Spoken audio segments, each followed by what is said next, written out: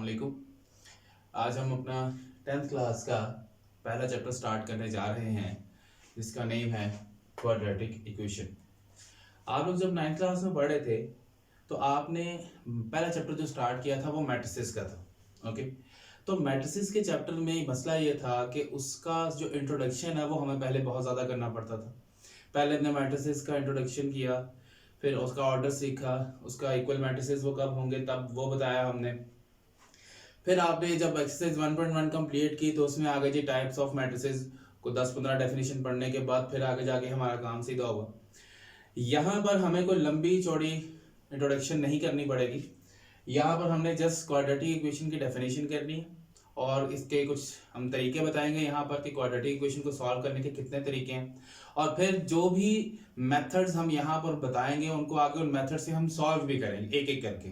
ठीक है, तो आइए हम क्वाड्रेटिक इक्वेशन का जो पहला चैप्टर है हमारा 10th क्लास का उसको स्टार्ट करते हैं। लेकिन क्वाड्रेटिक इक्वेशन की जो डेफिनेशन है वो बड़ी ही सिंपल और आसान डेफिनेशन है। वो कहते हैं जी एन इक्वेशन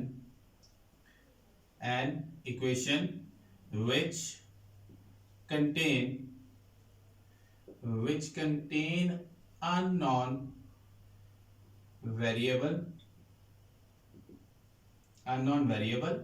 having power 2।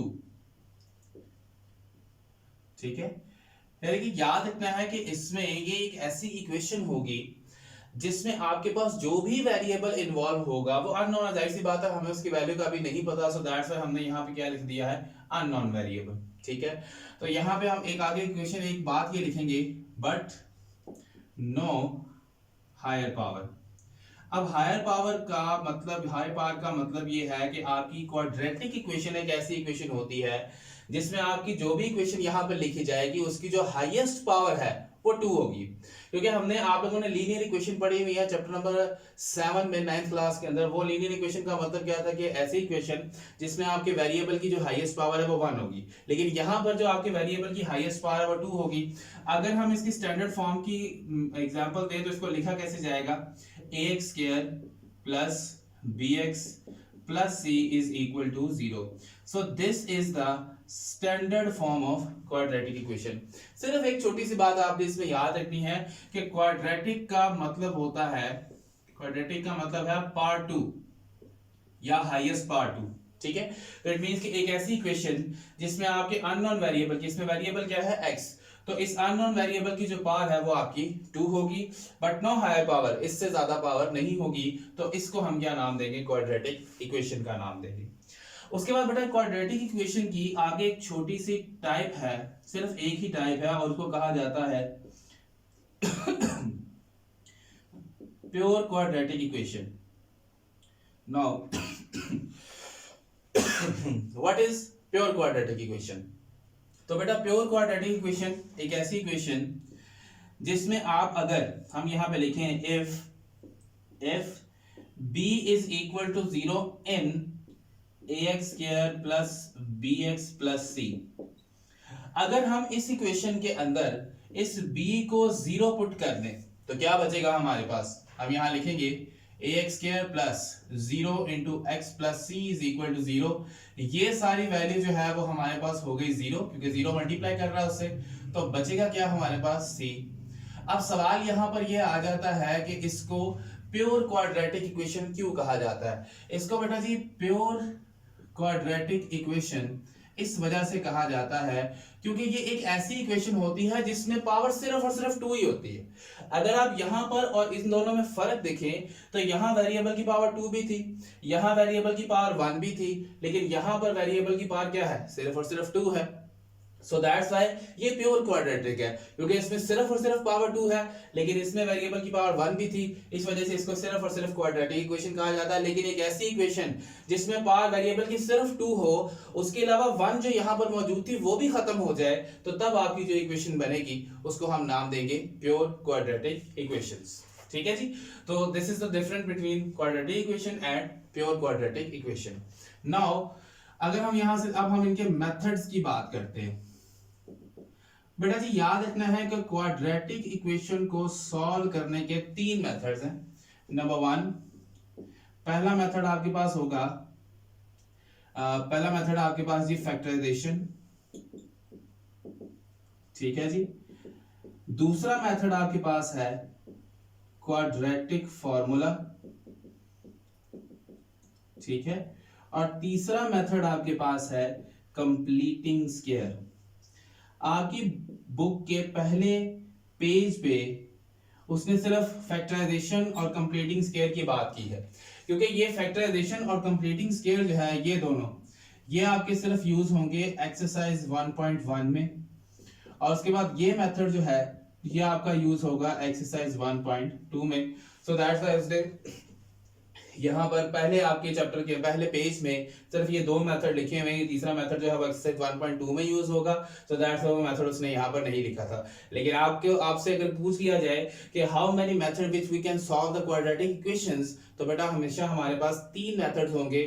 तो उन 3 मेथड से हम इन क्वाड्रेटिक इक्वेशंस को आसानी से सॉल्व कर सकते हैं, फैक्टराइजेशन से भी, क्वाड्रेटिक फार्मूला से भी और कंप्लीटिंग स्क्वायर से भी। बट एक चीज आपने इसमें हमेशा याद रखनी है कि अगर वो आपको ऊपर कहे, लेट्स सपोज कि अगर आपको एक इक्वेशन देता है, कहता है जी solve x square plus 2x plus 1 is equal to 0, तो बेटा याद रखना है कि इस इक्वेशन को हम तीनों मेथड से सॉल्व कर सकते हैं। उसकी वजह क्या है, क्योंकि उसने ऊपर हमें मेंशन ही नहीं किया कि आपने इसको किस मेथड से सॉल्व करना है। लेकिन अगर वो यहां पर ये कह देता कि सॉल्व बाय फैक्टराइजेशन, कि आपने इसको फैक्टराइजेशन से सॉल्व करना है, तो फिर हमारे ऊपर ये कंडीशन लग गई है कि हम इस मेथड के अलावा कोई और मेथड जो है वो इसके लिए हम अप्लाई नहीं कर सकते, क्योंकि ऊपर कंडीशन हमें दे दी गई है, हमें रिस्ट्रिक्शन लगा दी गई है कि हम इसको फैक्टराइजेशन से ही सॉल्व करेंगे, इन दोनों मेथड से हम इसको सॉल्व नहीं करेंगे। लेकिन अगर ये फैक्टराइजेशन जो है वो यहाँ पर नहीं लिखा होता, सिर्फ ये सॉल्व लिखा होता है, तो फिर आप इसको जिस मर्जी मेथड से सॉल्व करें, आपका क्वेश्चन जो है वो गलत नहीं होगा। तो ये आपका पेज नंबर 2 है, जिसमें आपकी सबसे पहली जो आपकी डेफिनेशन है वो क्वाड्रेटिक इक्वेशन की है, और उसके साथ लिखा हुआ है रिमेंबर दैट में उसमें हमें बताया हुआ है लीनियर। देखे ना, यहां से हमने कहा था कि अगर हम b को 0 कर दें तो वो हमारी प्योर क्वाड्रेटिक इक्वेशन बन जाएगी, बट अगर मैं यहां से a को 0 कर दूं तो इसका मतलब ये सारा क्या यहां से हो जाएगा खत्म, आपकी हाईएस्ट पावर क्या रह जाएगी, सिर्फ 1। तो हाईएस्ट पावर अगर 1 रह जाए, सपोज कि आप हम कह दे जी कि a को हम 0 पुट कर दें, तो 0 into x square plus b x plus c is equal to 0, तो ये सारी वैल्यू जो है वो 0 हो गई, तो क्या बचा b x plus c is equal to 0। अब आपकी जो हाईएस्ट पावर है वो क्या है 1, तो इस वक्त फिर जो आपकी लीनियर इक्वेशन, ये कौन सी इक्वेशन बन जाएगी, आपकी लीनियर इक्वेशन, जो कि आपने चैप्टर नंबर 7 9th क्लास में पढ़ी थी। तो मतलब यहां पर ये आ गया कि क्वाड्रेटिक इक्वेशन में ये दोनों चीजें मौजूद होगी। प्योर क्वाड्रेटिक की बात करेंगे तो ये वाली चीज बीच में से खत्म हो जाएगी, तो आपकी पावर सिर्फ 2 रह जाएगी। अगर हम लीनियर इक्वेशन हम इसको बनाना चाहते हैं, तो इसका मतलब हम यहाँ पे जो आपका a है, जो आपका कोएफिशिएंट है, वो आपका 0 हो जाएगा, और इसको फिर हम क्या नाम देंगे, यहाँ पे हमारे पास सिर्फ 1 रह जाएगी, सो दैट्स हम इसको फिर क्या नाम दे देंगे कि ये आपकी लीनियर इक्वेशन है। So this is the difference between quadratic equation, pure quadratic equation and linear equation, and these are the methods from which we can solve the quadratic equation। ठीक है जी, तो ये आपके हो गए, आपका हो गया जी इंट्रोडक्शन। अब हम चलते हैं इसकी एक्सरसाइज की तरफ, क्योंकि मैंने आपको पहले ही कहा था कि हमें मैट्रिसेस की तरह कोई लंबा चौड़ा इसका इंट्रोडक्शन नहीं करना पड़ेगा। तो अब हम इसकी एक्सरसाइज की तरफ चलेंगे। ले, अब हम चलते हैं जी इसकी एक्सरसाइज की तरफ। तो इसकी एक्सरसाइज में आपके पास हम यहां से स्टार्ट करते हैं एक्सरसाइज 1.1। तो इसकी 1.1 एक्सरसाइज में सिंपल सा काम है, कहता है जी write the following quadratic equations in the standard form. मैंने आपको पहले बताया कि हमारी क्वाड्रेटिक इक्वेशन की जो स्टैंडर्ड फॉर्म है वो क्या है, ax² plus bx plus c is equal to 0। ठीक है, उसके बाद हमारे पास जो प्योर क्वाड्रेटिक इक्वेशन है वो क्या है, ax² plus c is equal to 0। फिर हमारे पास इसी से अगर हमने लीनियर बनानी है, तो लीनियर के लिए हमारे पास क्या है, bx plus c is equal to 0। तो ये 3 तरह की हमारी इक्वेशंस हैं, ये स्टैंडर्ड फॉर्म है, ये प्योर क्वाड्रेटिक इक्वेशन है, और ये आपकी लीनियर इक्वेशन। ले जी, आपका पहला क्वेश्चन ये है कि आपने हमें ये बताना है इसको सॉल्व करके कि ये आपकी क्वाड्रेटिक स्टैंडर्ड फॉर्म है या प्योर क्वाड्रेटिक इक्वेशन है। तो बच्चे जी, पहला क्वेश्चन है आपका x + 7 x - 3 is equal to -7। ये आपका पहला है जी। अब हम क्या करेंगे, इनको मल्टीप्लाई करेंगे, सीधी सी बात हमें नजर आ रही है। देखिए बच्चे, x जो है x से मल्टीप्लाई करेगा, इधर आ जाएगा आपके पास x², फिर ये इससे मल्टीप्लाई करेगा ±−3x, फिर ये 7 मल्टीप्लाई करेगा, ये 7x आ जाएगा, फिर ये 7 3 से मल्टीप्लाई करेगा ±−7 3 21 इज इक्वल टू -7। बच्चे अब यहां से देखें, x² आपका एज इट इज रहेगा, 7 में से 3 माइनस कर दें, ये आपका आ जाएगा बेटा 4x, -21 as it is, 7 plus का इधर लाएंगे तो ये आपका 7 माइनस का इधर आके प्लस हो जाएगा। तो बेटा जब आप कैलकुलेटर पे सॉल्व करेंगे, आप कैलकुलेटर पे लिखेंगे -21 + 7, तो आंसर आपका आ जाएगा -14। ठीक है। अब अगर हम यहां से देखें तो इसकी सिमिलरिटी इन तीनों में से किसके साथ है? इसकी सिमिलरिटी है, क्या इसके साथ इसकी सिमिलरिटी है? नहीं, क्योंकि x इसके अंदर मौजूद है। क्या इसके साथ इसकी सिमिलरिटी है? नहीं, क्योंकि x² इसके अंदर मौजूद है। तो फिर किसके साथ होगी? इसके साथ सिमिलरिटी होगी। अगर आप लोग ये सोच रहे हैं कि यहाँ पर दोनों प्लस है, तो यहाँ दोनों एक माइनस का एक प्लस है, तो इससे कोई फर्क नहीं पड़ता। आपका सिर्फ और सिर्फ ये x² वाली वैल्यू प्लस में हो, बाकी अगर दोनों के साथ माइनस हो तब भी कोई फर्क नहीं पड़ेगा, दोनों के साथ प्लस हो नो डाउट कोई फर्क नहीं पड़ेगा, यहाँ माइनस यहाँ प्लस हो या यहाँ प्लस यहाँ माइनस हो, उससे फर्क नहीं पड़ेगा। मेन चीज ये है कि स्टैंडर्ड फॉर्म के लिए पहली x² की वैल्यू हो, दूसरी x की हो, और तीसरी वैल्यू के साथ x नहीं होना चाहिए, जो कि बिल्कुल वैसे ही है। तो यहाँ पर ये आपका आंसर है। तो अब ये कौन सी है? स्टैंडर्ड फॉर्म है। तो यहाँ पे सिर्फ हम लिखेंगे इट इज क्वाड्रेटिक इक्वेशन। ठीक है, not a pure quadratic equation. ये हमारी स्टैंडर्ड फॉर्म है और ये हमारी क्वाड्रेटिक इक्वेशन है। This is not a pure quadratic क्योंकि x इसके अंदर इन्वॉल्व है, and this is not also not a linear equation because x² इसके अंदर इन्वॉल्व है। तो जब दोनों इन्वॉल्व हो जाएं तो ये आपकी क्वाड्रेटिक इक्वेशन होगी। नेक्स्ट क्वेश्चन है बेटा नंबर 2। इधर आपके पास आएगा x² + 4 divided by 3 minus x/7 is equal to 1। ले जी, अब हम इसको सॉल्व करते हैं।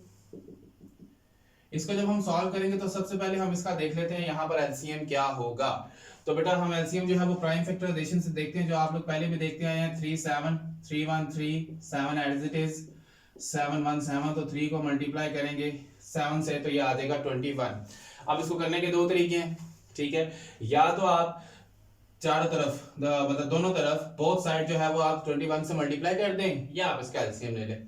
मल्टीप्लिकेशन से जरा क्वेश्चन हमारे पास आसान हो जाता है, तो हम यहाँ पे लिखते हैं मल्टीप्लाई बोथ साइड बाय 21। तो बेटा यहाँ जब हम इसको मल्टीप्लाई करेंगे तो 21 मल्टीप्लाई बाय x² + 4/3, फिर आपके पास आ जाएगा 21 multiply by x/7 and then 21 multiply by 1।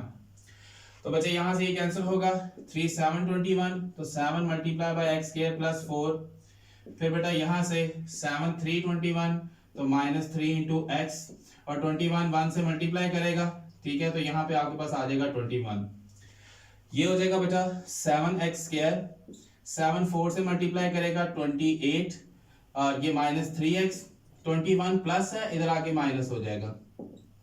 अब जो x वाली है उनको जरा साइड पे करते हैं, 7x² - 3x + 28 - 21। तो बच्चे यहाँ से 7x² - 3x, 28 में से 21 माइनस कर देंगे तो ये आ जाएगा 7। तो ये हमारी आ गई स्टैंडर्ड फॉर्म। अब भी दोबारा अगर हम यहाँ से देखें तो इधर हमारे पास बिल्कुल सेम टू सेम फॉर्म बनी हुई है, इसमें भी x² है, इसमें भी x² है, ये भी x है, ये भी x है, और आगे हमारे पास एक कांस्टेंट पड़ा हुआ है। तो यहां पर भी हम यही बात लिखेंगे, इट इज क्वाड्रेटिक इक्वेशन, कि ये हमारी एक क्वाड्रेटिक इक्वेशन है, ना ही ये प्योर है और ना ही ये लीनियर है, क्योंकि x² भी इसके अंदर मौजूद है और ये x भी मौजूद है। ले बच्चों, आज के लिए काम इतना ही होगा हमारा, ठीक है। इंशाल्लाह जब हम नेक्स्ट वीडियो पे आएंगे तो इस एक्सरसाइज को कोशिश करेंगे कि हम कंप्लीट कर ले, वरना अगले 2 लेक्चर्स में हम इस एक्सरसाइज को कंप्लीट कर लेंगे। फी मान अल्लाह, अल्लाह हाफिज़।